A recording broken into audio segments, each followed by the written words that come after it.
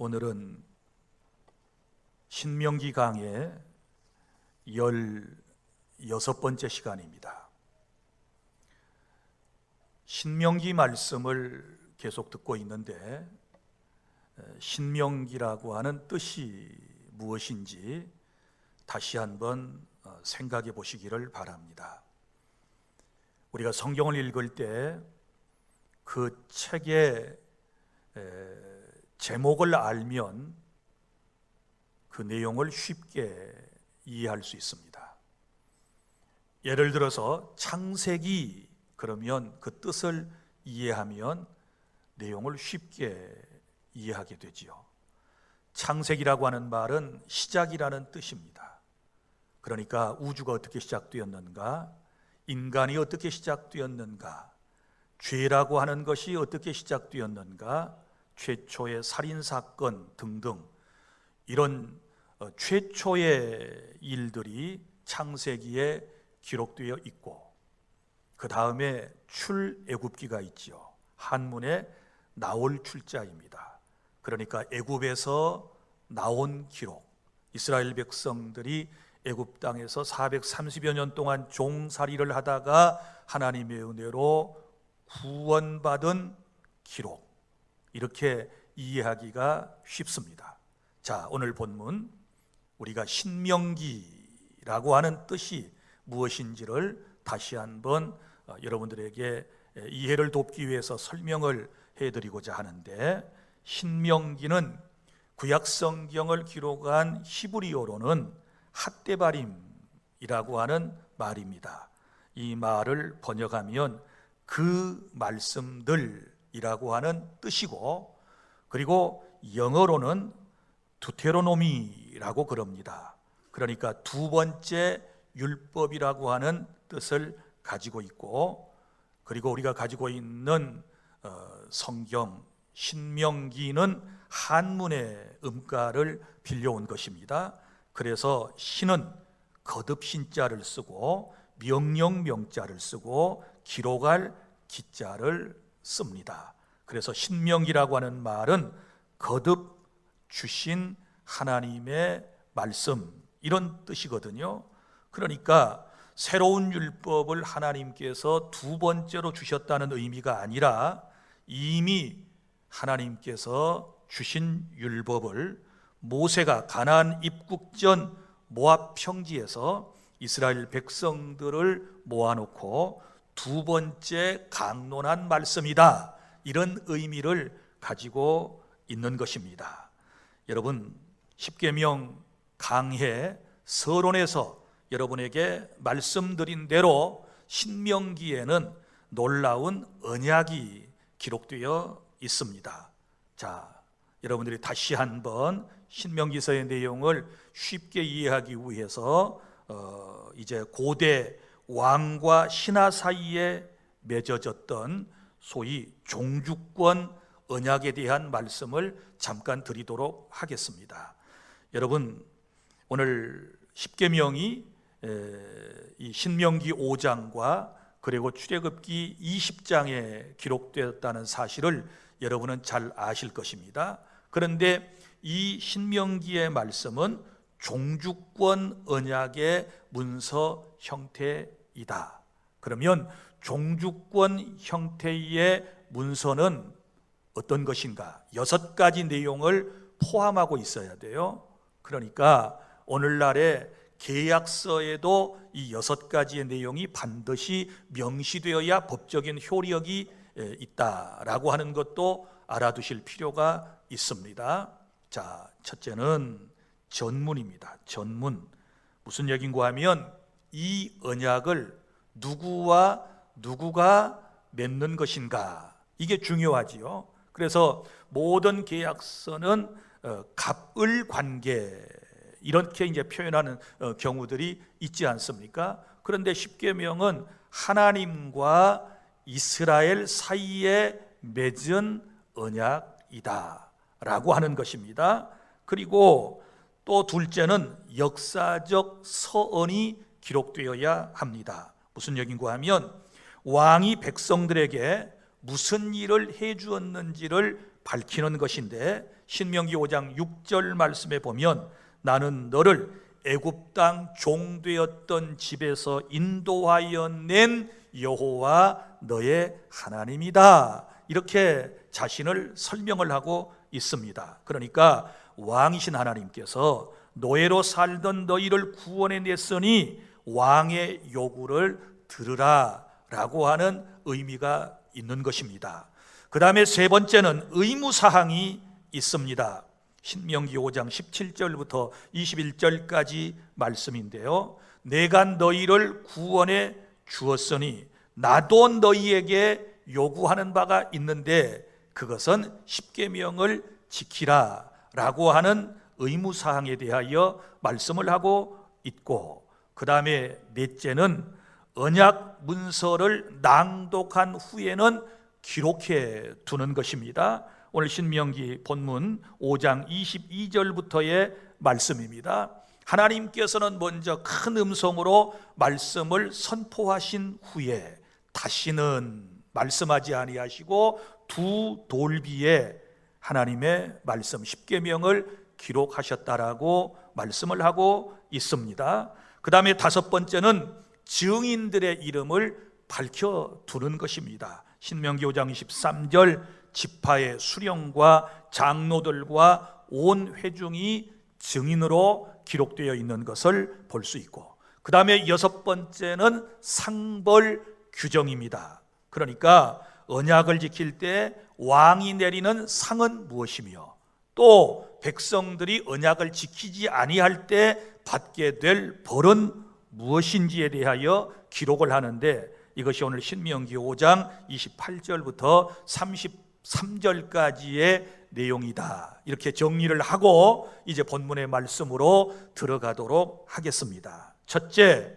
우리 하나님께서 언약의 말씀을 주실 때 어떻게 주셨는가에 대한 말씀이 22절부터 27절까지에 기록되어 있습니다. 먼저는 하나님께서 언약의 말씀을 주실 때 영광 중에 주신 말씀을 볼 수 있습니다. 영광 가운데 임재하셨다라고 하는 것, 여기 말씀해 보면 호렙산 불 가운데 22절에 보면, 그 다음에 구름 가운데, 그리고 흑암 가운데서, 이런 표현이 나와요. 이것은 사람이 감히 근접할 수 없는, 가까이 할 수 없는 그런 영광스러운 임재를 지금 말씀을 하고 있는 것입니다. 바로 거기에서부터 하나님의 음성이 들려왔는데 그것이 바로 십계명이다 라고 하는 것입니다. 그러니까 십계명은 첫 번째 십계명이 있고 두 번째 십계명이 있어요. 이때는 첫 번째 모세가 받을 때 십계명을 말하고 있는 것입니다. 그러니까 그때는 온 이스라엘 백성들이 다 십계명을 주실 때 그것을 보고 들었다라고 성경에 기록을 하고 있지 않습니까? 그 다음에 이 말씀을 주실 때 큰 음성으로 두 번째 주셨다. 오늘 본문 22절에 다 기록되어 있는 말씀입니다. 자, 못 듣는 사람이 없도록, 모두 다 들을 수 있도록 하나님께서는 큰 음성으로 십계명을 선포하셨다는 사실을 믿으시기를 바랍니다. 그리고 세 번째는 직접 손으로 써주셨다. 직접 손으로 써주셨다는 말씀이 나옵니다. 22절 중반절에 너희 총회에 이르신 후에 더 말씀하지 아니하시고, 더 이상 이제 말씀으로 하나님께서 하시지 아니하시고 그것을 두 돌판에 써서 주셨다, 이렇게 말씀을 하고 있습니다. 여러분, 왜 하나님께서 십계명을 두 돌판에 써 주셨을까요? 그것은 여러분, 하나님의 말씀이 너무나도 존귀하고 소중한 말씀인데 이것이 구전으로 전달될 때 인간의 타락한 연약성 때문에 매우 위험하다는 것을 하나님은 알고 계셨습니다. 여러분 생각해 보세요. 제가 오늘 30분에서 한 40분 정도 여러분들에게 설교를 할 수 있습니다. 그러면 여러분들이 지금 들은 이 말씀을 그대로 가족들에게, 친구에게, 세상에 누구에게인가 가서 전달할 수 있을까요? 토시 하나도 틀리지 아니하게 여러분들이 전달할 수 있을까요? 그것은 불가능해요. 아마 인간이 타락하지 아니한 그런 본성을 가졌다면 가능하겠지만, 인간이 타락하고 난 이후에는 영적으로, 지적으로 여러 가지로 손상을 입었기 때문에 우리의 기억력이라든지 우리의 표현력은 절대 완전할 수가 없는 거예요. 보세요. 이제 제가 한 5분 동안 여러분하고 전화 통화를 했다고 합시다. 저하고 대화를 나눴어요. 그러면 그대로 다 전달할 수 있을까요? 물론 그 핵심적인 내용은 전달할 수 있겠지만 곧이곧대로 전달하기 힘들어요. 틀림없이 이런 일이 생길 거예요. 자, 이제 30분의 설교를 다른 사람에게 전달한다라고 할 때 뺄 수 있어요. 빼먹을 수 있어요. 똑같이 시간을 정해놓고 30분 동안 여러분이 그 말씀을 전할 수 있겠는가? 빼먹는 게 있을 거예요. 그리고 또 전달하다 보면 더 할 수 있을 거예요. 혹시라도 내가 잘못 전달했나? 그래서 더 할 수 있어요. 그리고 또 전달하다가 곡해할 수 있어요. 그 단어의 그 문맥의 핵심을 제대로 파악하지 못하고 전혀 다른 뜻으로 사람에게 전달할 수도 있거든요. 그러면 어떻게 되겠습니까? 그러면 문제가 생기는 것이지요. 우리 하나님께서는 이러한 인간의 연약함과 오류성에 대하여 너무 잘 아시기 때문에 세상이 아무리 변해도 인간이 혹여 전적으로 타락하여 범죄의 나락에 떨어져 산다 할지라도 하나님의 법은 보존되고 후손들에게 전수되어 읽혀져야 하기 때문에 돌비의 십계명을 기록해 주셨다는 사실을 믿으시기를 바랍니다. 오늘날에는 성경의 기록으로 하나님의 말씀을 저와 여러분에게 주신 줄로 믿으시기를 바랍니다.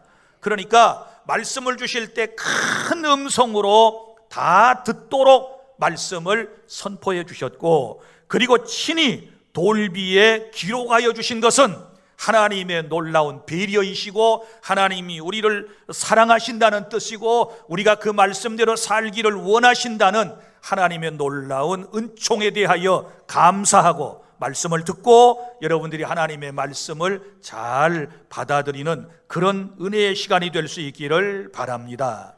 그래서 이전보다도 기록된 하나님의 말씀인 성경을 소중히 여기고 우리의 신앙생활은 항상 성경에 기초해야 되는 거예요. 그래서 하나님의 말씀은 1.1획도 오류가 없는 정확무오한 하나님의 말씀이기 때문에 신앙생활에 이제 근거가 되는 것이고 우리의 삶의 지표가 된다는 것을 깨닫고 늘 말씀 중심의 신앙생활을 할 수 있기를 바랍니다. 그 다음에 네 번째, 하나님께서 언약의 말씀을 주실 때 모든 사람에게 하나님의 말씀을 주셨다라고 하는 것입니다. 오늘 본문 22절에 보면 너희 총회에 이르셨다. 총회는 이스라엘 전체 모든 사람을 의미하는 바이고, 그 다음에 23절에 보면 너희가 듣고 그랬으니 모든 사람에게 십계명 말씀을 주신 것입니다. 오늘날은 구원받은 저와 여러분들에게도 이 십계명을 주신 사실을 믿으시기를 바랍니다. 그리고 다섯 번째, 하나님께서 언약의 말씀을 주실 때 보면 하나님의 말씀을 모세를 통하여 주셨다라고 하는 것을 알 수 있게 돼요. 자, 첫 번째 십계명을 주실 때는 하나님께서 직접 말씀으로 그리고 기록으로 주셨지만 그 이후에 모든 말씀은 전부 다 모세를 통하여 주셨다는 것을 성경은 우리에게 말씀을 하고 있습니다. 여러분 보십시오. 처음에 이스라엘 백성들이 시내산에서 하나님으로부터 십계명을 직접 받게 될 때 그들은 모두 다 그 장면을 보았습니다. 그리고 들었습니다. 그리고 난 이후에 그들이 하는 행동을 오늘 본문에서 보십시오. 그들은 곧바로 지파의 수령과 장로들이 모세에게 찾아왔습니다. 자, 십계명을 받는 장면을 보고 체험한 그들이 모세를 찾아온 이유가 어디 있습니까? 두렵기 때문입니다. 그들은 매우 하나님을 체험하고 난 이후에 두려움에 쌓여 있는 것을 오늘 본문의 내용을 통하여 알 수 있는 것입니다. 사랑하는 성도 여러분, 하나님을 체험한 사람은 누구나 하나님에 대한 두려움을 갖게 되는 줄로 믿으시기를 바랍니다.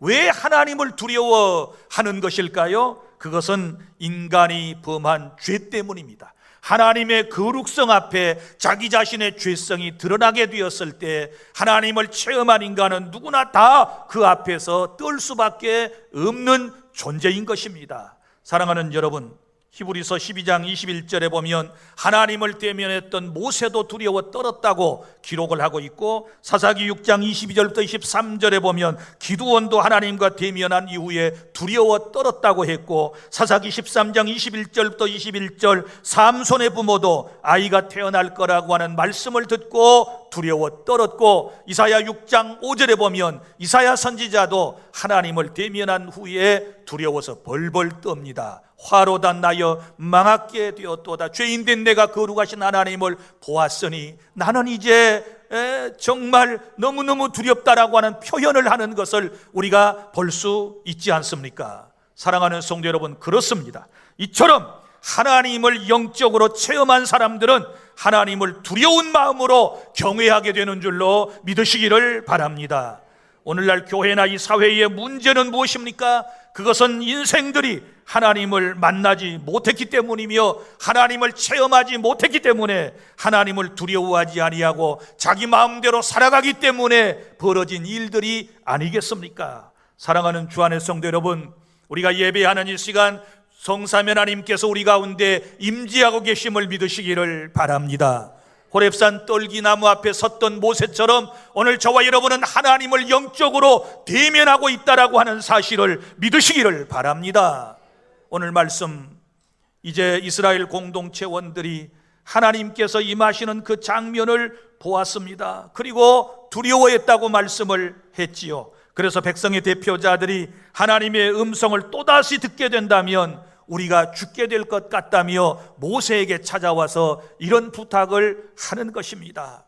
자, 하나님을 대면하고 살아남은 사람이 누구겠소? 당신 모세밖에 없소. 그런데 만약에 죄를 지은 우리가 하나님을 대면하여 말씀을 듣는다면 우리 모두 다 죽게 되었으니 이제 하나님께 부탁하여 하나님께서 모세 당신에게 말씀을 먼저 주시고, 그러면 그 말씀을 받은 모세 당신이 우리에게 그 말씀을 그대로 전해 주십시오. 그러면 우리가 그 말씀대로 살겠습니다. 이런 부탁을 지금 백성의 지도자들이 모세에게 와서 하는 모습을 볼 수 있습니다. 사랑하는 여러분, 무슨 얘기인가 하면 거룩하신 하나님과 죄인된 자신들 사이에 모세에게 중보자가 되어달라고 요청하는 것입니다. 모세가 스스로 나선 것 아닙니다. 이 경우에는 백성들이 너무나도 두려웠기 때문에 하나님을 대면하고도 살아남았던 모세가 하나님과 인간 사이에 중재자가 되어서 그 모든 역할을 해주기를 지금 기대하고 있는 모습을 볼 수 있습니다. 여러분, 모세는 우리가 잘 아는 대로 바로 예수님을 예표하는 사람입니다. 무슨 얘기인가 하면 하나님과 인간 사이의 중재자의 모습은 곧 거룩하신 하나님과 죄인된 인간 사이의 영원한 중보자이신 예수 그리스도를 미리 모세를 통하여 지금 보여주고 있는 줄로 믿으시기를 바랍니다.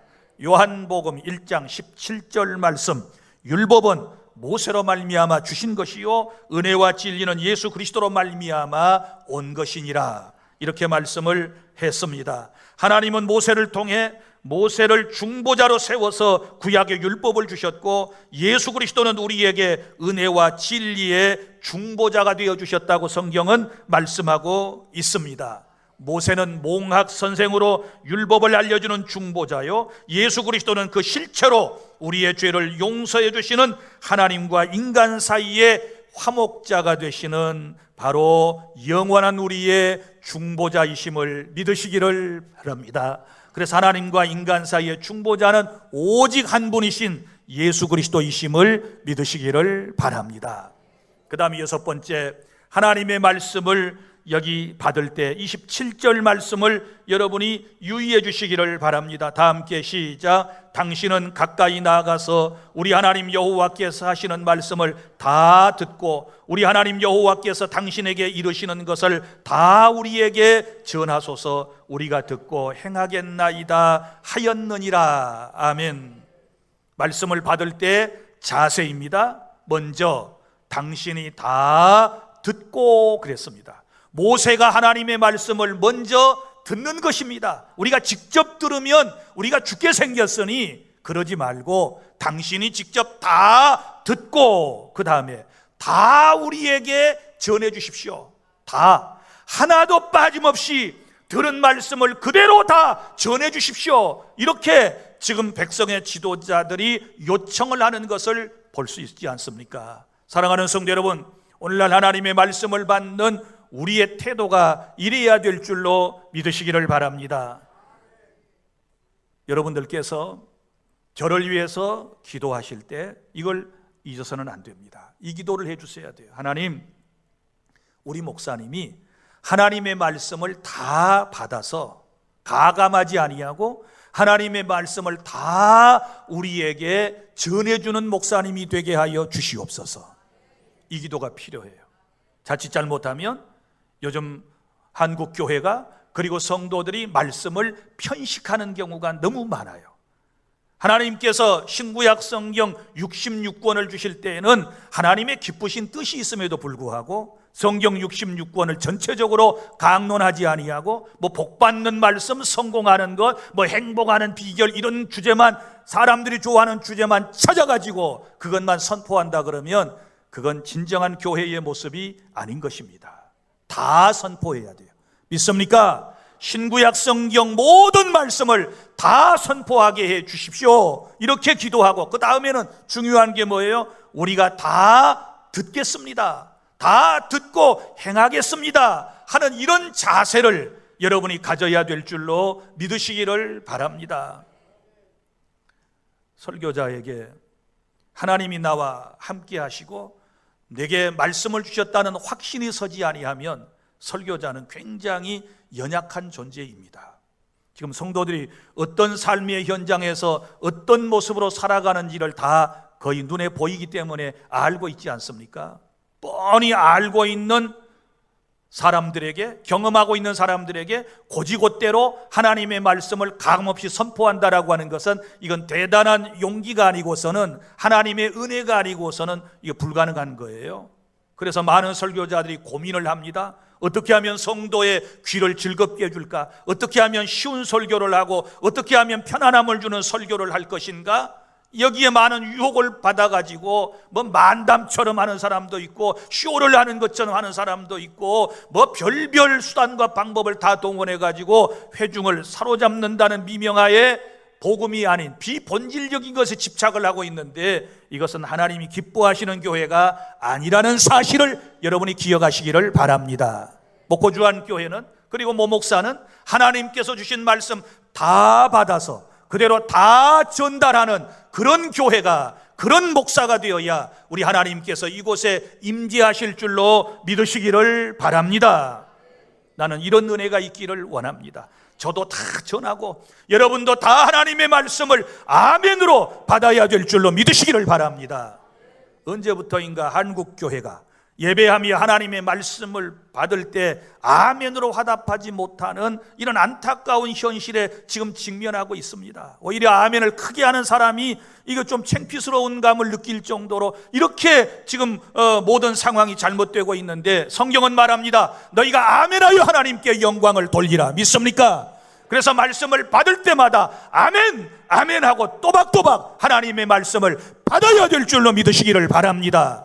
그 아멘 속에는 동의합니다, 그대로 살겠습니다라고 하는 각오와 결심을 포함한 하늘 언어이기 때문에 아멘하여 하나님께 영광 돌리는 우리 주 안의 모든 성도가 다 되시기를 바랍니다. 아멘을 회복하시기를 바랍니다. 말씀 앞에 아멘도 크게 하셔야 되는 것입니다. 기도할 때도 아멘을 크게 하셔야 하는 겁니다. 찬송가, 성가대가 와서 이제 찬양대가 찬양을 할 때도 아멘으로 크게 화답하는 그런 은혜가 우리 교회에 있기를 바랍니다.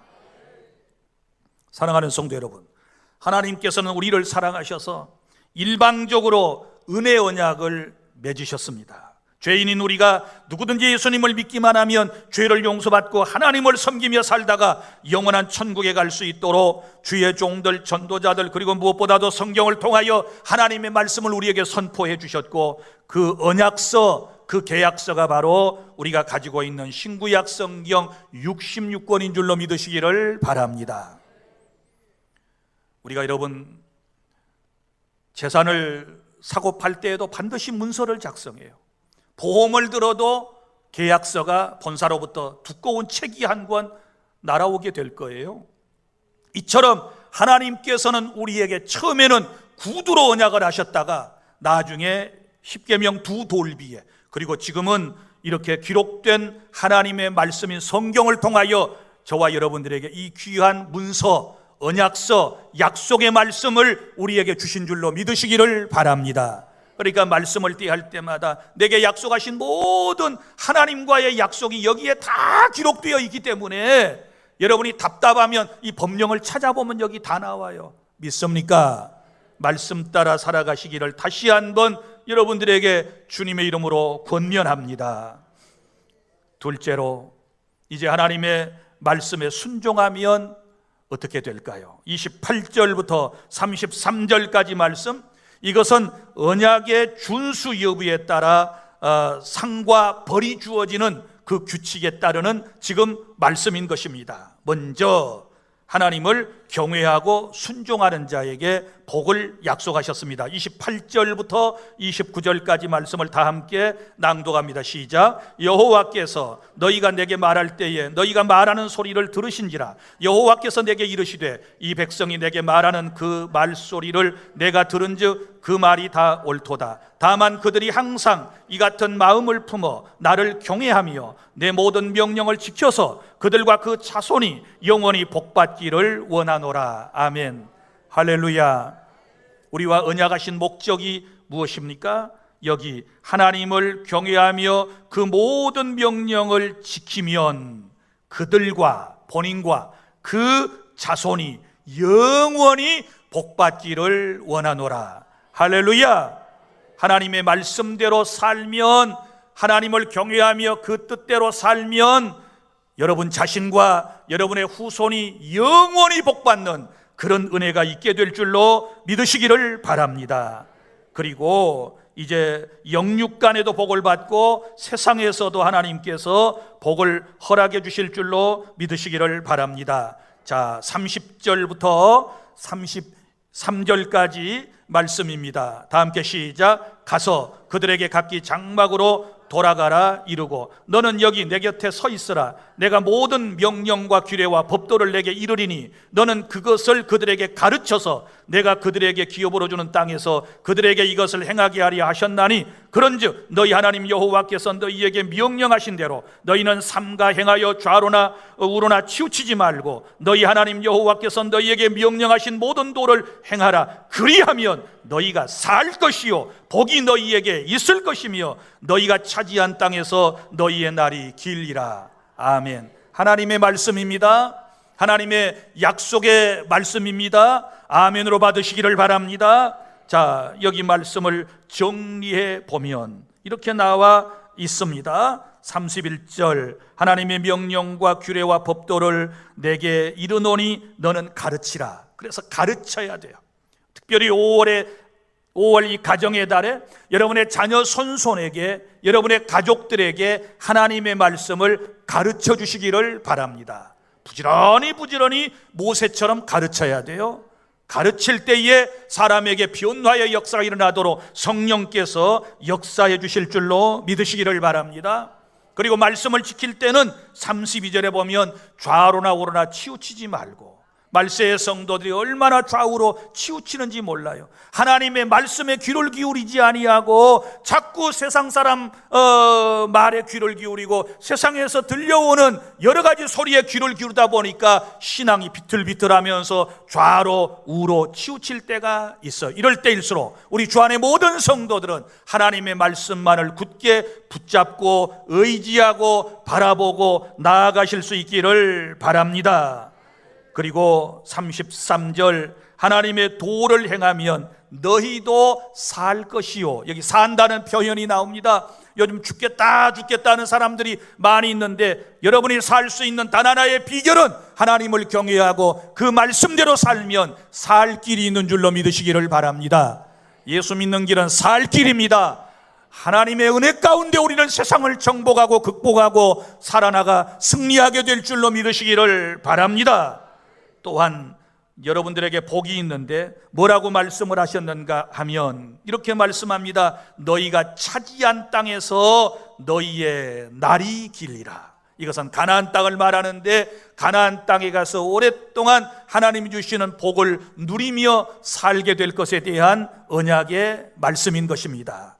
사랑하는 주 안의 성도 여러분, 이제 말씀을 맺습니다. 하나님은 우리를 사랑하셔서 일방적으로 언약을 맺어주셨습니다. 언약이라고 하는 것은 서로가 대등한 관계에 있을 때 맺어지는 것을 보통 언약이라고 그럽니다. 그런데 하나님은 창조주 하나님 신이시고 우리는 피조물된 인간인데 어떻게 우리가 하나님과 동등한 입장에서 언약을 맺을 수 있겠습니까? 감히 엄두도 못 내는 것이지요. 그러나 우리 하나님께서는 타락한 인간에게 찾아오셨습니다. 친히 하나님께서 먼저 일방적으로 저 시내산에서는 시내산 언약을 맺으셨고 지금은 예수 그리스도를 통하여 은혜의 언약을 저와 여러분에게 체결해 주셨음을 믿으시기를 바랍니다.